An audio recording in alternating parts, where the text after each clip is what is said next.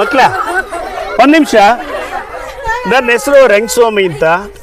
ನಾನು ಕೂಡ ಪ್ರಾಥಮಿಕ ಶಾಲಾ ಶಿಕ್ಷಕ, ಸಂತೆವಾಚಲಿ ನನ್ನೂರು. ನಾನು ಕೇರ್ಪೇಟೆಯಲ್ಲಿ ವಾಸ ಇದ್ದೇನೆ. ನಾನು ಈ ಹಾವುಗಳ ಬಗ್ಗೆ ನಿಮಗಿಂತ ಬಹಳ ಭಯ ಇತ್ತು.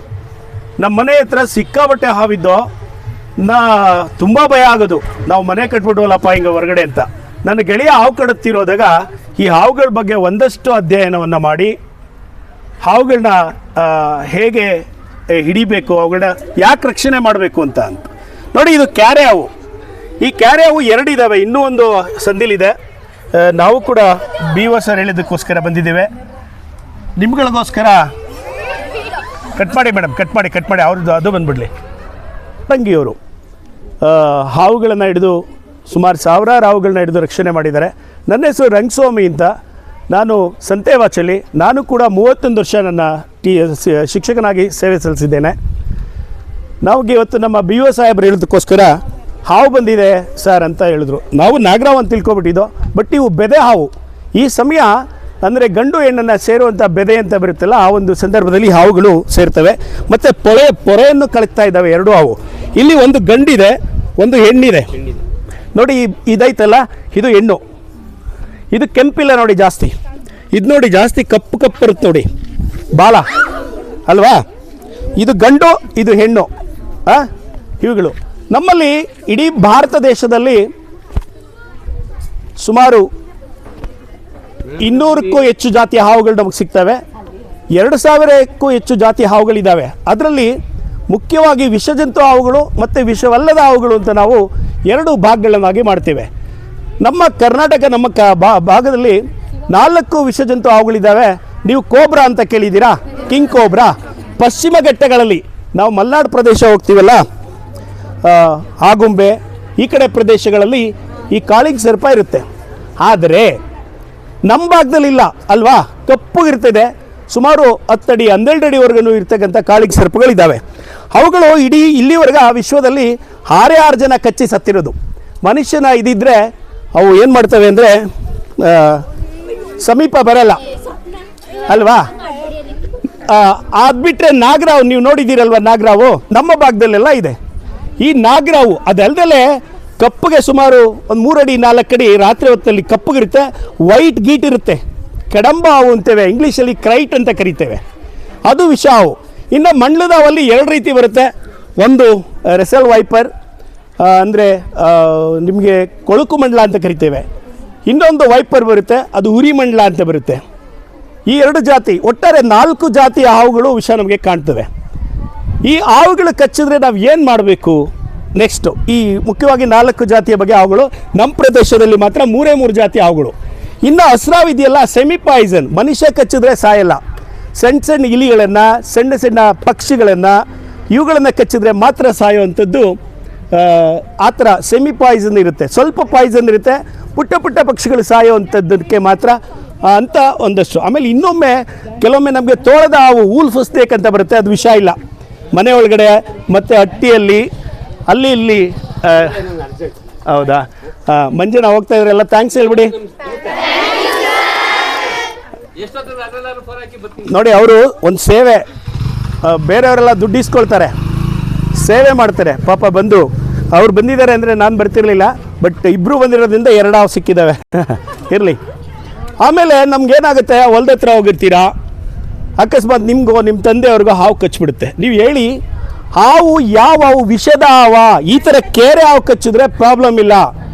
ಸೋಪ್ ಹಾಕ್ಕೊಂಡು ನೀಟಾಗಿ ಒಂದು ವಾಶ್ ಮಾಡ್ಕೋಬೋದು. ಒಂದು TT ಇಂಜೆಕ್ಷನ್ ತೊಗೊಂಡ್ರೆ ಸಾಕು. ಅದೇನು ನೀವು ತೊಗೊಳ್ದೇ ಇದ್ರೂ ಚಿಂತೆ ಇಲ್ಲ, ಕಚ್ಚಿರೋ ಜಾಗನ. ಯಾಕೆಂದರೆ ಅಲ್ಲಲ್ಲಿ ಸ್ವಲ್ಪ ಕೆಲವು ಕಪ್ಪೆ ಗಿಪ್ಪೆ ನಿಂಗಿರುತ್ತಲ್ಲ. ಈ ಹಾವನ್ನು ನಾವು ರೈತ ಮಿತ್ರ ಅಂತ ಕರಿತೇವೆ. ರೈತ ಮಿತ್ರ ಅಂದರೆ ಯಾಕೆ ರೈತ ಮಿತ್ರ? ಇವು ಈಗೇನೋ ನಿಮಗೆ ಇಲಿಗಳು ಕಡಿಮೆ ಆಗಿದ್ದಾವೆ. ಇವು ರೈತನ ಬೆಳೆಯನ್ನು ಇಲಿಗಳೇನು ಮಾಡ್ತಿದ್ದೋ, ಪ್ರತಿ ಮೆದೆಗಳಲ್ಲಿ ಇರ್ತಾ ಇದ್ದೋ, ಆ ಇಲಿಗಳನ್ನು ತಿಂದು ಬದುಕ್ತಾವೆ ಇವು ಕೇರೆ ಹಾವುಗಳು. ಈ ಕೇರೆ ಹಾವು ಇಲಿ ತಿನ್ನೋದ್ರಿಂದ ಆ ಇಲಿಗಳು ರೈತ ಬೆಳೆದಿರ್ತಕ್ಕಂಥ ಬೆಳೆಯನ್ನು ತಿಂತಾ ಇದ್ದು. ಆಗ ಅವು ರಕ್ಷಣೆ ಮಾಡ್ದಂಗಲ್ವೇನೋ.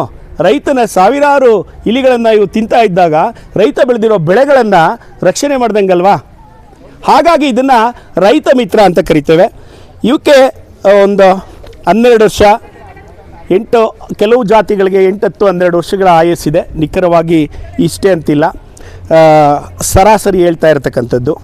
ಇದು ನಿಮಗಾಗಲೇ ಇದೆಲ್ಲ ಒಂದು 6 ವರ್ಷದ ಹಾವುಗಳು.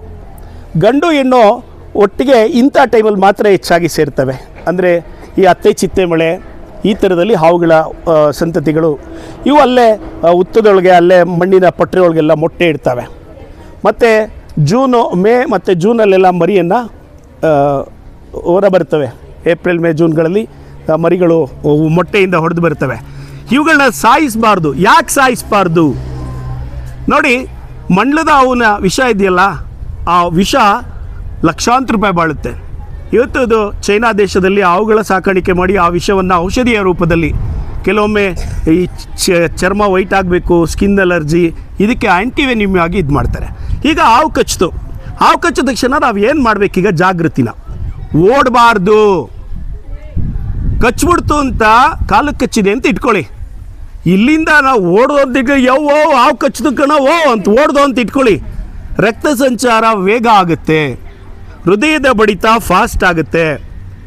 ಕಚ್ಚಿದ ತಕ್ಷಣ ಫೋನ್ ಮಾಡಿಕೊಂಡು ಹಾವು ಕಚ್ಚಿದೆ ನನಗೆ ಅಂತ ಮೊದಲು ಯಾವ ಅಂತ ನೋಡಬೇಕು. ವಿಷದ ವಿಷದ ಅಲ್ಲದ ಹಾವ. ಈ ಕೆರೆ ಹತ್ರ ಪಾತ್ರೆ ಬೆಳಗ್ತಾ ಇರ್ತಾರೆ, ಅಲ್ಲಿ ಪಟ್ರೆ ಒಳಗೆ ಕೈ ಹಾಕ್ತಾರೆ. ಇನ್ನು ನೀರುಳ್ಳಿ ಹಾವು ಅಂತಿರುತ್ತೆ, ನೀರು ಹಾವು ಅಂತಿರುತ್ತೆ, ಕಚ್ಬಿಡುತ್ತೆ. ಆಗ ಯಪ್ಪಲ್ಲ ಕಚ್ಬಿಡ್ತು ಅಂತ ನೋಡಿದ್ರೆ ಅದು ವಿಷನೇ ಅಲ್ಲ, ಕಚ್ಕೊಳ್ಳಿ ಅಂತ ಕೈ ಕುಡಿ, ವಿಷ ಇಲ್ಲ ಅದು. ಅಂದರೆ ವಿಷ ಇಲ್ಲ ಹಾವು. ಅಂಥ ಹಾವು ಕಚ್ಚಿದ್ರೆ ಗಾಬರಿ ಪಡೋ ಆಗಿಲ್ಲ. ಆದರೆ 1 or 2 ಕೇಸಸ್ಸು ಅಂಥ ಹಾವು ಕಚ್ಚು ಕೂಡ ಸತ್ತಿದ್ದಾರೆ. ಯಾಕೆ ಗೊತ್ತಾ? ಅಯ್ಯೋ ಕಚ್ಬಿಡ್ತು ಅಂದ್ಬಿಟ್ಟು ಅಪಘಾತ, ಆ ಒಂದು ಹಾರ್ಟ್ ಅಟ್ಯಾಕ್ ಆಗೋ, ಲೋ BP ಆಗೋ, ಗಾಬರಿಯಿಂದ ಆಗೋದು. ನಿಮಗೆ ಹಾವು ಕಚ್ಚಿದ್ರೆ, ನಾಗರಾವು ಕಚ್ಚಿದ್ರೆ ಸುಮಾರು 5 ರಿಂದ 6 ಅವರು ನೀವು ಕರೆಕ್ಟ್ ನಿಧಾನಕ್ಕೆ ನಡ್ಕೊಂಡು ಹೋಗಿ. ನಮಗೆ ಕೇರ್ಪೇಟೆಯಲ್ಲಿ ಆ್ಯಂಟಿವೆನಿಮ್ ಸಿಗೋಲ್ಲ. ಮಂಡ್ಯ ಕಲ್ವಾರ್ಡು ಮತ್ತು ಮೈಸೂರು ಕಲ್ವಾರ್ಡು ಗೌರ್ಮೆಂಟ್ ಆಸ್ಪತ್ರೆ ಇದೆಯಲ್ಲ, ಅಲ್ಲಿಗೆ ಹೋದರೆ ನಿಮಗೆ ಕಡಿಮೆ ಆಗುತ್ತೆ, ಖರ್ಚು ತುಂಬ ಕಡಿಮೆ ಆಗುತ್ತೆ ಅಲ್ವಾ. ಅಲ್ಲಿಗೆ ಹೋದರೆ ನಿಮಗೆ ಎಂಥ ಹಾವು ಕಚ್ಚಿದೆ ಅಂತ ಹೇಳಬೇಕು. ಮಂಡ್ಲದ ಹಾವು ಮಚ್ಚೆ ಇದೆಯಾ, ಅದಕ್ಕೆ ಕಚ್ಚಿದ್ರೆ ಆ್ಯಂಟಿವೆನಿಮ್ ಅಂತ ಕೊಡ್ತಾರೆ, ಅದರ ಪ್ರತಿರೋಧಕ ಇಂಜೆಕ್ಷನ್ನ ಕೊಡ್ತಾರೆ. ಅವ್ರು ಕೊಡೋದಕ್ಕಿಂತ ಮುಂಚೆ ಏನು ಮಾಡ್ತಾರೆ ಅಂದರೆ, ನಮ್ಮ ಬ್ಲಡ್ಡನ್ನು ಯಾರು ಕಚ್ಚಿರುತ್ತೆ ಅವರ ಬ್ಲಡ್ಡನ್ನು ತೊಗೊಂಡಿರ್ತಾರೆ. ತಗೊಂಡು ಗಟ್ಟಿ ಆಗಿದೆಯಾ, ನೀರು ಥರ ಇದೆಯಾ ಅಂತ ಟೆಸ್ಟ್ ಮಾಡ್ತಾರೆ. ನೀರು ಥರ ಇದ್ದರೆ ಪಾಯ್ಸನ್ ಇದೆ ರಕ್ತದಲ್ಲಿ ಇಂತ, ಗಟ್ಟಿ ಆದರೆ ಪಾಯ್ಸನ್ ಇಲ್ಲ, ಯಾವುದೋ ಕಚ್ಚಿದೆ ಅಂತ. ಯಾಕೆಂದರೆ ಯಾವ ಅಂತ ಗೊತ್ತಿಲ್ಲದೆ ಇದ್ದಾಗ ಅವ್ರು ಪರೀಕ್ಷೆ ಮಾಡೋದು. ಅದರಲ್ಲಿ ನಮಗೆ ನಾಗರಾವು ಕಚ್ಚಿದ್ರೇ ನಾಗರಾವ್ಗೆ ಬೇರೆ ಸಪ್ರೇಟ್ ವಿಷ ಇದೆ, ಆ್ಯಂಟಿವೆನಿಮ್ ಕೊಡ್ತಾರೆ. ಒಟ್ಟಿನಲ್ಲಿ ಗಾಬರಿ ಆಗಬಾರ್ದು ಅಷ್ಟೇ. ನೀವು ಖಾಸಗಿ ಆಸ್ಪತ್ರೆಗೆ ಹೋದರೆ 2 ಲಕ್ಷ 3 ಲಕ್ಷ ಎಲ್ಲ ಕಿತ್ಕೊಬಿಡ್ತಾರೆ, 1 ಲಕ್ಷದ ಮೇಲೇ ಕಿತ್ಕೊಳ್ತಾರೆ. ನಮ್ಮಲ್ಲಿ ಅರಿವಿಲ್ಲ. ನೀವು ಅದೇ ಕಲ್ವಾರ್ಡ್ಗೆ ಹೋದರೆ, ಜಿಲ್ಲಾ ಆಸ್ಪತ್ರೆಗಳಿಗೆ ನೇರವಾಗಿ ಹೋದರೆ ಹೋಗೋಕ್ಕೊಂದು 2 ಅವರ್ ಬೇಕಲ್ವಾ, ತಕ್ಷಣ ಎಮರ್ಜೆನ್ಸಿ ಹಾವಿಗೆ ಅಂತಲೇ ಎಮರ್ಜೆನ್ಸಿಗೆ ಅಂತಲೇ ಇರ್ತವೆ. ಅಲ್ಲಿ ನಿಮಗೆ ಆ್ಯಂಟಿವೆನಿಮ್ ಕೊಟ್ಕೊಂಡು 1 ದಿನ ನೋಡ್ತಾರೆ, 2 ದಿನ ಡಿಸ್ಚಾರ್ಜ್ ಮಾಡ್ತಾರೆ. ಹಾವು ಕಚ್ಚಿಬಿಟ್ಟು ನಮ್ಗೆ ಗೊತ್ತಾಗಲಿಲ್ಲ ಅಂತ ಇಟ್ಕೊಳ್ಳಿ, ಕೆಲವೊಮ್ಮೆ ಕಡ್ಡಿಗಿರಿ ಇದೆ ಅಂತ ಅನ್ಕೋತಾರೆ. ಇದೇ ರೀತಿ ದೊಡ್ಡಕ್ಯಾತನಹಳ್ಳಿಯವರೊಬ್ರಿಗೆ ಆಗಿತ್ತು. ಏನೋ ಹೂ ಕೀಳಕ್ಕೆ ಹೋಗಿದ್ದಾರೆ, ಕಡ್ಡಿಗಿರಿದೆ, ಕಾಲು ಕೊಳೆತು ವಿಷದ ಬರ್ತಾ ಇದೆ. ಅವ್ರೇನು ಮಾಡಿಬಿಟ್ರು, ಯಾರೋ ಕೈ ಔಷಧಿ ಕೊಡ್ತಾರೆ ಅಂತ. ಕೈ ಔಷಧಿ ದಯವಿಟ್ಟು ಸುಳ್ಳು. ವಿಷ ಇಲ್ಲದೆ ಇರೋ ಕಚ್ಚಿದ್ರೆ ಹಾವಿಗೆ ಕೈ ಔಷಧಿ ಕೊಟ್ಟರು ಬದುಕ್ತಾರೆ, ಕೈ ಔಷಧಿ ಕೊಡದೇ ಇದ್ರು ಬದುಕ್ತಾರೆ ಅಲ್ವಾ. ವಿಷ ಇರೋ ಹಾವುಗಳಿಗೆ ನಿಮ್ಮ ನೆನ್ಕೊಳ್ಳಿ, ವಿಷ ಇರೋ ಹಾವುಗಳಿಗೆ ಯಾವುದೇ ಕೈ ಔಷಧಿಗಳು ಇಲ್ಲಿವರೆಗೆ ಕೆಲಸ ಮಾಡಿಲ್ಲ. ಆದರೆ 1 or 2 ಕೇಸಸ್ ಕೊಳಕುಮಂಡಲ ಕಚ್ಚಿರುವ ಜಾಗದಲ್ಲಿ ಗಾಯ ಮಾಯಿಸೋದಕ್ಕೆ ಕೆಲವು ಕೈ ಔಷಧಿಗಳನ್ನ ಕೊಡ್ತಾರೆ, ಅದೊಂದಕ್ಕೆ ಮಾತ್ರ, ಇನ್ನು ಯಾವ ಹಾವಿಗೂ ಕೊಡಲ್ಲ. ಹಾಗಾಗಿ ಬಹುತೇಕವಾಗಿ ಇವತ್ತು ಸುಮಾರು 2 ಲಕ್ಷಕ್ಕೂ ಹೆಚ್ಚು ಭಾರತ ದೇಶದಲ್ಲಿ ವಿಷ ಹಾವುಗಳಿಂದ ಸಾಯ್ತಾ ಇದ್ದಾರೆ. ಒಂದು ದಿನದಲ್ಲಿ ಆವರೇಜು ಸಾಯುವಂಥದ್ದು ಇದೆ ಇಡೀ ಭಾರತ ದೇಶದಲ್ಲಿ. ನಮಗೆ ಈ ಹಾವುಗಳು ಕಾಣದೇ ಇರೋ ಪ್ರದೇಶ ಯಾವುದಂದರೆ ಹಿಮಾಲಯ ಪರ್ವತಗಳು. ಎಲ್ಲಿ ಮಂಜುಗಡ್ಡೆಯ ಪ್ರದೇಶಗಳಿದೆಯೋ ಅಲ್ಲಿ ಹಾವುಗಳು ಇರೋದಿಲ್ಲ. ಇನ್ನು ಉಳಿದಂತೆ ಜಮ್ಮು ಕಾಶ್ಮೀರದಿಂದ ಅದನ್ನು ಹೊರತುಪಡಿಸಿ ಉಳಿದಂತೆ ಭಾರತದ ಬಹುತೇಕ ಪ್ರದೇಶಗಳಲ್ಲಿ ಹಾವುಗಳು ನಮಗೆ ಸಿಗ್ತವೆ. ನಾಗರಾವುಗಳಲ್ಲೂ ಕೂಡ ಗೋಧಿ ನಾಗರಾವು ಬಣ್ಣಗಳ ಆ ವಾತಾವರಣಕ್ಕೆ, ಮರಳುಗಾಡಲ್ಲಿರುವಂಥ ನಾಗರಾವಿನ ಬಣ್ಣ ಒಂದು ಚೂರು ಬೇರೆ ಇರುತ್ತೆ. ಕೆಲವು ನಾಗರಾವುಗಳು ಕಪ್ಪು ಬಣ್ಣ. ಈಗ ನಮ್ಮಲ್ಲೂ ಕರ್ಗಿದ್ದೀವಿ, ಬೆಳಗಿದ್ದೀವಲ್ವಾ, ಎಷ್ಟೋ ಬಾರಿ ಕರ್ಕಿ ಅಂತಾರೆ ಅಂತ ನನ್ನ ಸ್ಟೂಡೆಂಟ್ ಬಂದು ಹೇಳಿತ್ತು, ಸಾರ್ ನನ್ನೆಲ್ಲ ಕರ್ಕಿ ಅಂತ ನೋಡಿ ಸಾರ್ ಅಂತ. ನಾನು ಅಂದೆ, ಹೇಳ್ರಪ್ಪ, ಕರ್ಗಿರೋರೆಲ್ಲ ನಾವು ದೇವ್ರ ಮಕ್ಕಳಲ್ವಾ, ಎಲ್ಲ ದೇವರು ಕರ್ಗಿಲ್ವಾ? ಬೆಳಗಿರೋರು ಯಾರು? ಸಂಜೆ ಹೊತ್ತಲ್ಲಿ ಹುಣಸೆ ಮರದ ಮೇಲೆ ನಾತಾಡ್ತಾವಲ್ಲ, ಹಂಗಂತ ಹೇಳ್ಬಿಡಿ. ಈಗ ನಮ್ಗೊಂದು ಧೈರ್ಯ ಅಲ್ವಾ ಅದು? ಕಪ್ಕಿರೋರು ಹೇಳ್ಕೊಬರ್ತಾನೆ, ನಾವು ದೇವ್ರ ಮಕ್ಳು ಕಂಡ್ರು. ಬೆಳಗಿರೋರು ಏನಾರು ಆಡ್ಕೊಂಡ್ರೆ ಅದೊಂದು ಡೈಲಾಗ್ ಹೇಳಿ ಸಾಕು. ನೆನ್ಕೋತೀರಾ? ನನಗೂ ಫ್ಲಾಶ್ ಆಗಲಿಲ್ಲ, ಪಾಠ ಮಾಡ್ತಾ ಇದ್ದೆ ಅಂತ ಒಂದು ಸಂದರ್ಭದಲ್ಲಿ ಆ ಮಗು ಹೇಳ್ತಾ ಬಂತು, 7ನೇ ತರಗತಿ ಪವಿತ್ರ ಅಂತ. ನಾನು ಯೋಚನೆ ಮಾಡಿದೆ, ಏನು ಮಾಡೋದು ಅಂತ. ದೇವ್ರ ಫೋಟೋ ಕಾಣ್ತಿತ್ತು, ಎಲ್ಲ ದೇವ್ರಿಗೆ ಕರ್ಗಿದಾವಲ್ಲ, ನಾವು ದೇವ್ರ ಮಕ್ಳಲ್ವಾ, ಬೆಳಗಿರೋರು ಯಾರು ಹುಣಸೆ ಮರದ ಮೇಲೆ ಇರೋದಲ್ವ ಅಂತ ಹೇಳೋದಕ್ಕೆ ಒಂದು ಸಮಾಧಾನದ ಉತ್ತರ ಅಷ್ಟೇ. ಇರಲಿ ಮಕ್ಕಳ, ನಿಮ್ಗೆ ಏನಾದ್ರು ಡೌಟ್ ಇದ್ರೆ ಹಾವುಗಳ ಬಗ್ಗೆ ಕೇಳ್ಬೋದು. ಇದು ಪೊರೆ ಕಳಿತಾ ಇದ್ದಾವೆ, ಒಂದು 28 ದಿನ 30 ನೋಡಿ, ಇಲ್ಲಿ ಪೊರೆ ಕಳಿತಾ ಇದ್ದಾವಲ್ವಾ, ಕಳಿತಾ ಇದೆ ಅಲ್ಲ, ಪೊರೆ ಕಳಿತವೆ. ಹಾವುಗಳಲ್ಲಿ ಇದು ಆ ಥರದ ಒಂದಷ್ಟು ವಿಶೇಷತೆ ಇರ್ತಕ್ಕಂಥದ್ದು. ಬಟ್ ಇವುಗಳನ್ನ ರಕ್ಷಣೆ ಮಾಡಬೇಕು. ಇವುಗಳನ್ನ ತೊಗೊಂಡೋಗಿ ಕಾಡಿಗೆ ಬಿಡಬೇಕು. ಎಲ್ಲಿಗೆ ಬಿಡಬೇಕು? ಕಾಡಿಗೆ ಬಿಡಬೇಕು. ಯಾಕೆ ಕಾಡಿಗೆ ಬಿಡಬೇಕು? ಅವು ನೋಡಿ, ಹಾವುಗಳು ಎಲ್ಲಿರ್ತಾವೋ ಅಲ್ಲಿ ಪರಿಸರ ತುಂಬ ಸ್ವಚ್ಛವಾಗಿರುತ್ತೆ, ಆಮ್ಲಜನಕ ಅದ್ಭುತವಾಗಿರುತ್ತೆ. ಮತ್ತು ಕಲ್ ಮೇಲೆ ಇರುತ್ತಲ್ಲ, ಕಲ್ಲು ಅಂತ ಇದೆ ಕೇಳಿ, ನಮ್ಮ ಮಾಸ್ಟರ್ ಹೇಳ್ತಾರೆ, ಅದಿರೋ ಜಾಗನೂ ಅಷ್ಟೇ ಪ್ರಕೃತಿ ಸ್ವಚ್ಛವಾಗಿರುತ್ತೆ. ಎಲ್ಲಿ ಗುಬ್ಬಿಗಳಿರ್ತಾವೋ ಅಲ್ಲೆಲ್ಲ ಪ್ರಕೃತಿ ತುಂಬ ಒಳ್ಳೆ ಅದ್ಭುತವಾದ ಹವಾಗುಣವನ್ನು ಹೊಂದಿರುತ್ತೆ. ನೀವು ಬೆಂಗಳೂರು ಟೌನ್ ಒಳಗೆ ಕಲ್ಲು ಬಂಡೆ ಇದ್ರೂ ಕೂಡ ಅಲ್ಲಿ ಕಲ್ಲು ಬೆಳೆಯಲ್ಲ. ಹಾವುಗಳ ಸಂತತಿ ಇದೆ ಅಂದರೆ ನಿಮಗೆ ಒಳ್ಳೆ ಆರೋಗ್ಯಕರವಾದ ವಾತಾವರಣ ಇದೆ ಅಂತ. ಹಾವು ಕಂಡ ತಕ್ಷಣ ಗಾಬರಿಯಿಂದ ಅದ್ರ ಮೇಲೆ ತುಳಿಯೋಕೆ ಹೋಗಿ ತುಳಿದ್ಬಿಟ್ಟಿರ, ಕಚ್ಚುತ್ತೆ. ಸ್ವಲ್ಪ ಹಾವಿದೆ ಅಂದ ತಕ್ಷಣ ನಿಧಾನಕ್ಕೆ ಕಾಲೆತ್ಕೊಳ್ಳಿ, ಕೈಯಲ್ಲಿ ಉಲ್ಕುಯ್ತಾ ಇರ್ತೀರಿ, ಅಲ್ಲಿ ಹಾವಿದೆ, ನಿಧಾನಕ್ಕೆ ಎತ್ಕೊಂಬನ್ನಿ. ಹಾವುಗಳಿಗೆ ಕಣ್ಣಿಲ್ಲ, ಶೇಕ್ ಬರೀ ಕಂಪನಾಂಕಗಳಿಂದ ಮಾತ್ರ ಅವು ಕಚ್ಚುತ್ತವೆ. ನಾವು ಹಿಂಗೆ ಅಡ್ಡಾಡ್ದಾಗ ಮಾತ್ರ ಅದು ಕಚ್ಚೋದು. ಕಣ್ಣಿದ್ರೂ ಕೂಡ ಅವು ಮಂಜು ನೇರ ದೃಷ್ಟಿ ಇಲ್ಲ ಅವಕ್ಕೆ. ಗೊತ್ತಾ ನಿಮಗೆ? ಹಾವು ನನ್ನ ಓಡಿಸ್ಕೊಂಬಂದ್ಬಿಡ್ತು, 12 ಹಾವಿನ ದ್ವೇಷ, 12 ವರುಷ, ಅವೆಲ್ಲ ಒಂದು ಕತೆಗಳಷ್ಟೇ. ಹಾವುಗಳು ಯಾವುದೇ ಕಾರಣಕ್ಕೂ ಓಡಿಸ್ಕೊಂಡು ಬರಲ್ಲ, ನಿನ್ನನ್ನು ಕಾಯಬೇಕು ಅಂತನೂ ಇಲ್ಲ, ಬಹಳ ಸುಳ್ಳು ಇವೆಲ್ಲ ಮೌಢ್ಯತೆಗಳು. ಆಮೇಲೆ ಈ ಕ್ಯಾರೆ ಅವನ್ನ ಬಾಲ್ದಲ್ಲಿ ಹೊಡಿತವೆ ಅಂತ ಹೇಳ್ತಾರೆ. ಏಂತ್ರಲ್ಲಿ ಹೊಡಿತಾರೆ ಅಂತ? ಬಾಲ್ದಲ್ಲಿ. ಸುಳ್ಳು. ಯಾವ್ದು ನಾನು ಬಾಲ್ದಲ್ಲಿ ಹಿಡ್ದಿದ್ದೀನಲ್ವ ಬಾಲವಾ, ಹಂಗಾರೆ ಹೊಡಿತಾ ಇರ್ಬೋದಾಯ್ತಪ್ಪ, ಚಟಿ ಅಂತ ಹೊಡಿತಾವ? ಇಲ್ಲ ಅಲ್ವಾ? ಇಲ್ಲ. ನಿಮ್ಗೆ ಏನಾದ್ರು ಡೌಟ್ ಇದ್ರೆ ಹಾವುಗಳ ಬಗ್ಗೆ ಕೇಳಿ, ಏನಾದ್ರು ಅನುಮಾನ ಇದ್ರೆ ಹಾವುಗಳ ಬಗ್ಗೆ ಕೇಳಿ.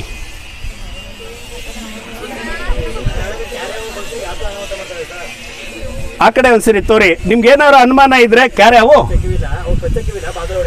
ಕಚ್ತವೆ. ಕಚ್ಚಿದ್ರು ಇದು ವಿಷಯ ಇಲ್ಲ, ಕಚ್ಚಿದ್ರು ವಿಷಯ ಇಲ್ಲದೆ ಇರೋ. ಆಮೇಲೆ ಹೆಬ್ಬಾವು ಇದೆಯಲ್ಲ, ಹಾವುಗಳಲ್ಲೆಲ್ಲ ಅತಿ ದೊಡ್ಡ ಹಾವು ಯಾವುದು ಅಂದರೆ ಪೈಥಾನ್, ಹೆಬ್ಬಾವು. ಇವು ದಕ್ಷಿಣ ಆಫ್ರಿಕಾದಲ್ಲಿ ಇರುವಂಥ ಪೈಥಾನು ಬಹಳ ದಪ್ಪ ಹಾವುಗಳಾಗಿರ್ತವೆ. ಅವು ಸುಮಾರು 35 ಅಡಿ ವರ್ಗಾನು ಇರ್ತೈತೆ. 30 ವರ್ಷದವರೆಗೂ ಜೂನಲ್ಲಿ ಬದುಕಿರುವಂಥ ಒಂದು ಇದೆ. ನಮ್ಮ ಪ್ರದೇಶದಲ್ಲಿ ಹೆಬ್ಬಾವುಗಳಿದ್ದಾವೆ, ಗೊತ್ತಾ ನಿಮಗೆ? ಯಾವ ಪ್ರದೇಶ? ನಮ್ಮ ನಾರಾಯಣದುರ್ಗ. ನಾನೇ ಹೆಬ್ಬಾವುಗಳನ್ನು ಸಂತೆಬಾಚಲಿ ಕ್ರಾಸ್ ಇಲ್ವಾ, ಗೌರಿನಾಪ ಕ್ರಾಸು, 3 ಹೆಬ್ಬಾವು ಹಿಡ್ದಿದ್ದೀನಿ. ಹೆಬ್ಬಾವು ಕಚ್ಚಿದ್ರೂ ವಿಷ ಇಲ್ಲ. ಆದರೆ ನಮ್ಮ ಕಡೆ ಹೆಬ್ಬಾವು ಮನುಷ್ಯರು ತಿನ್ನೋ ಹೆಬ್ಬಾವಲ್ಲ. ಎಲ್ಲಿ ಆ ಹೆಬ್ಬಾವುಗಳು? ದಕ್ಷಿಣ ಆಫ್ರಿಕಾದಲ್ಲಿರುವ ಹೆಬ್ಬಾವುಗಳು ನಿಮ್ಮಂಥ ಮನುಷ್ಯರನ್ನು ನಿರರ್ಗಳವಾಗಿ ನುಂಗ್ಬಿಡುತ್ತೆ. ಒಮ್ಮೆ ಅದು ಸುತ್ತಕೊಂಡು ಗಟ್ಟಿಯಾಗಿ ಇದು ಮಾಡಿದಾಗ ಮನುಷ್ಯನ ಮೂಳೆ ಗೀಳೆ ಪ್ರಾಣ ಇದೆಲ್ಲ ಹೊರಟೋಗುತ್ತೆ. ಅಂಥ ನಿದರ್ಶನಗಳು ಕೂಡ ಇದ್ದಾವೆ. ನಿಮ್ಗೇನಾರು ಹಾವುಗಳ ಬಗ್ಗೆ ಡೌಟ್ ಇದ್ದರೆ, ಆಮೇಲೆ ಈಗ ದೆಹಲಿಯಲ್ಲಿ, ಮಹಾರಾಷ್ಟ್ರದಲ್ಲಿ ದಿಹೇಗ್ ಅನ್ನೋ ಒಂದು ಸ್ಥಳ ಇದೆ. ಅಲ್ಲಿ ಹಾವುಗಳ ವಿಷವನ್ನು ಹಾವು ಕಚ್ಚಿದ್ರೆ ಪ್ರತಿರೋಧಕ ಇಂಜೆಕ್ಷನ್ನ ಹೇಗೆ ತಯಾರಿಸ್ತಾರೆ ಅಂದರೆ, ಆ್ಯಂಟಿವೆನಿಮ್ ಅಂತ ಇದೆಯಲ್ಲ, ಕುದುರೆಗೆ ಈ ಹಾವಿನ ವಿಷವನ್ನು ಕೊಡ್ತಾರೆ.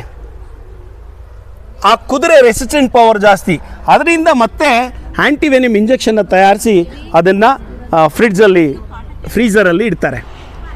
ಹಾವು ಕಚ್ಚಿದೆ ಅಂದ ತಕ್ಷಣ, ಈಗ ನಾಗರಾವ್ ಕಚ್ಚಿದೆ ಅಂದರೆ ನಾಗರಾವ್ ಆ್ಯಂಟಿವೆನಿಮ್ ನಾಗರಾವಿನ ಪ್ರತಿರೋಧಕ ಲಸಿಕೆ ಅಂತ ಅದನ್ನು ಕರಿತೇವೆ, ಅದನ್ನು ಕೊಡ್ತಾರೆ. ಆಗ ಆ ವ್ಯಕ್ತಿ ದೇಹದಲ್ಲಿ ಇರ್ತಕ್ಕಂಥ ಹಾವಿನ ವಿಷ ಹೊರಟೋಗುತ್ತೆ, ಪ್ರೋಟೀನ್ ಆಗಿಬಿಡುತ್ತೆ. ನಿಮ್ಗೆ ಬಾಯಲ್ಲಿ ಹುಣ್ಣಿಲ್ಲ ಅಂದರೆ ನಾಗರಾವ್ ವಿಷನ ಕೆಲವು ದೇಶದಲ್ಲಿ ಸಂಶೋಧನೆ ಮಾಡಿದ್ದಾರೆ, ಕುಡ್ದಿದ್ದಾರೆ. ಕರಳಿಗೂ ಹೊಟ್ಟೆ ಒಳಿಕೋದ್ರೆ ಅದು ವಿಷ ಆಗಲ್ಲ, ಪ್ರೋಟೀನ್ ಆಗುತ್ತೆ. ಆದರೆ ರಕ್ತದೊಳಗೆ ಸೇರಿಕೊಂಡ್ರೆ ಹೃದಯ ಸ್ತಂಭನ ಆಗುತ್ತೆ. ಆ ವಿಷ ಅರ್ದು ಬ್ಲಡ್ ಇದು ನಿಂತೋಗಿ ಅವನು ಬಾಯಲ್ಲಿ ಜೋಲ್ಸಿಸ್ಕೊಂಡು ಸತ್ತೋಗ್ತಾನೆ. ಮಂಡ್ಲದಾವು ಕಚ್ಚಿದ್ರೆ ರಕ್ತ ಹೆಪ್ಪುಗಟ್ಟಿ ಉಸಿರಾಟದ ತೊಂದರೆ ಇದಾಗಿ ಕೊನೆಗೆ ಅವನು ಸಾಯ್ತಾನೆ. ಮಂಡ್ಲದಾವು ಕಚ್ಚಿ 8 ದಿನವೂ ಕೂಡ ಬದುಕ್ತಾರೆ. ಆ ವಿಷ ಏರ್ತಾ ಕಿಡ್ನಿಗೆ ಹೋಗುತ್ತೆ, ಕಿಡ್ನಿ ಫೇಲ್ಯೂರ್ ಆಗುತ್ತೆ. ನಾನು ನನ್ನ ಗೆಳೆಯ ಹಾವು ಕಚ್ಚಿ ತೀರೋಗಿದ್ರಿಂದ ಇದನ್ನು ಕಲಿಬೇಕು ಅಂತ ಪ್ರಯತ್ನ ಪಟ್ಟು ಕಲ್ತಿದ್ದು. ನಾವು ಬೀದಿ ನಾಟಕ, ದೊಣ್ಣೆ ವರ್ಷೆ, ಕತ್ತಿ ವರ್ಷೆ, ನಮ್ಮ ಬಾಲ್ಯದಲ್ಲಿ ನಾನು ನಿಜವಾಗ್ಲೂ ತುಂಬ ನಿಮಗಿಂತ ನಮ್ಮದು ಹಳ್ಳಿ ದನ ಎಮ್ಮೆ ಒಂದು 15-20 ಹಸು. ನಮ್ಗೆ 8ನೇ ಕ್ಲಾಸಲ್ಲೂ ABCD ಕಲ್ತವ್ರಲ್ಲ ನಾವು. ಮಾದಪ್ಪರು ಅನ್ನೋ ಕರ್ವಾಲೋ ಒಂದು ಪಾಠ, ಮಾದಪ್ಪನವರ ಪಾಠ, ನನ್ನ ಒಂದು ಗುರುಗಳ ಕಲಿಸಿದಂಥ ವಿದ್ಯೆಯಿಂದ ಮಾತುಗಾರರಾಗಬೇಕು ಅಂತ ಮೊದಲು ಭಾಷಣವನ್ನು ಕಲ್ತ್ಕೊಂಡು ಆಮೇಲೆ ಅಕ್ಷರಾಭ್ಯಾಸವನ್ನು ಕಲ್ತು ನಾವು SLCನಲ್ಲಿ ಸೆಕೆಂಡ್ ಹೈಯೆಸ್ಟ್ ಸಂದೇವಾಚಳಿಲಿ, ತಾಲೂಕಲ್ಲಿ PUCಲಿ ಸೆಕೆಂಡ್ ಹೈಯೆಸ್ಟು. ನನಗೆ ಆ ಗುರುಗಳು ಕೊಟ್ಟ ಒಂದಿದು 8ನೇ ಕ್ಲಾಸಲ್ಲಿ ನಿಮಗೊಂದು ಇನ್ಫೀರಿಯಾರಿಟಿ ಇರುತ್ತೆ ಗೊತ್ತಾ ಮಕ್ಕಳ? ಅಯ್ಯೋ ನನ್ನನ್ನೆಲ್ಲ ತೆಗಳುತ್ತಾರೆ, ನಂದು 20ಕ್ಕೆ ಬರೀ 8 ಮಾರ್ಕ್ಸು 7 ಮಾರ್ಕ್ಸು. ಆ ಹುಡುಗರೇ ಚಾಲೆಂಜ್ ಆಗಿ ಯಾರಿಗೆ ಇಂಗ್ಲೀಷ್ ಬರೋಲ್ಲ ಅವರೇ ಇಂಗ್ಲೀಷ್ ಪ್ರೊಫೆಸರ್ ಆಗೋದು. ಆದರೆ ಮುನ್ನುಗ್ಗಬೇಕು, ಮನಸ್ಸಿನ ದೃಢಕಾಯತೆಯನ್ನು ನೀವು ಕಾಪಾಡ್ಕೋಬೇಕು, ಆಗ ನೀವು ಅತ್ಯುತ್ತಮರಾಗ್ತೀರಾ. ಮ್ಯಾಥ್ಸ್ ಗಣಿತ ಬರಲ್ಲ ಅಂತ ಅಂದಾಗ ಒಂದು 10 ಸರಿ ವರ್ಕ್ ಮಾಡಿ ಬಂದೇ ಬರುತ್ತೆ. ಅಂಥವರೇ ಅದ್ಭುತವಾಗೋದು. ನಮ್ಮನ್ನು ಯಾರು ತೆಗಳ್ತಾ ಇರ್ತಾರೆ, ತೆಗಳಿದ್ರು ಅಂತ ತಲೆ ಬಗ್ಗಿಸ್ಬಾರ್ದು. ನನಗೆ ಯಾವುದು ಬರಲ್ಲ ಅಂತ ಇರುತ್ತೆ ಅದನ್ನು ಅಧ್ಯಯನ ಮಾಡ್ತಾ ಹೋಗಬೇಕು. ನಾವೆಷ್ಟು ನೋಡಿ ಮೊಬೈಲನ್ನು ಈಗ ನೋಡಿ ತಲೆ ಬಗ್ಸಿದ್ರೆ ನೀವು ಜೀವನದಲ್ಲಿ ಎದ್ದೊಳಕ್ಕೆ ಸಾಧ್ಯ ಇಲ್ಲ. ಪುಸ್ತಕಗಳನ್ನ ನೋಡಿ ತಲೆ ಬಗ್ಸಿ. ನಿಮ್ಮ ಜ್ಞಾನ ಭಂಡಾರ ನೀನು ಓದಿದ್ಯಾ ಅಂದರೆ ನಿಮ್ಮ ಸಂಬಂಧಿಕರು ಬೆಲೆ ಕೊಡ್ತಾರೆ. ನಾನು ಸೊಸೆ ಮಾಡ್ಕೋತೀನಿ ಅಂತಾರೆ, ನಮ್ಮ ಹುಡುಗಿ ಅಂತಾರೆ. ಇಲ್ಲ ಅದು ಏನಿಲ್ಲ SLCಲಿ ಬರೀ 50% ಜಸ್ಟ್ ಪಾಸ್ಗೆಲ್ಲ ಅಯ್ಯೋ ಬಿಡು ಅದು ಬುದ್ಧವಂತೆ ಎಲ್ಲ ಅದಕ್ಕೆ ಮದುವೆ ಮಾಡಿ ಕಳಿಸ್ಬಿಡೋ ಅಂತಾರೆ. ನೀವು ಆ ಒಂದು ದೃಢಕಾಯತೆಯಿಂದ ಓದೋದ್ರ ಕಡೆ ಇದು ಮಾಡಿ. ನಿಮ್ಗೇನಾರು ಹಾವುಗಳ ಬಗ್ಗೆ ಏನಾರು ಇದ್ದರೆ ಕೇಳಿ, ನನಗೆ ಗೊತ್ತಿರೋ ವಿಚಾರವನ್ನು ಒಂದಷ್ಟು ಹೇಳ್ತೀನಿ. ನೋಡಿ ಇದ್ರ ಬಣ್ಣನೋ ನೋಡಿದ್ರೆ ಇದು ಸ್ವಲ್ಪ ಕಪ್ಪಲ್ಲಿ ಬಂದಿದೆ ಅಲ್ವಾ? ಇದು ಹೆಣ್ಣಾವು, ಇದು ಗಂಡಾವು. ಪಾಪ ಇವನ್ನ ಬೇರೆ ಮಾಡೋದು ಬಿಡಿ, ಕಾಡಕ್ಕೆ ತೊಗೊಂಡೋಗಿ ಬಿಡ್ತೀವಿ, ಆಯಿತಾ? ಓಕೆ. ಏನಾರು ಪ್ರಶ್ನೆ ಕೇಳೋದಿದೆಯಾ? ಏನೂ ಇಲ್ವಾ? ಓಕೆ, ಆಫ್ ಮಾಡಪ್ಪ.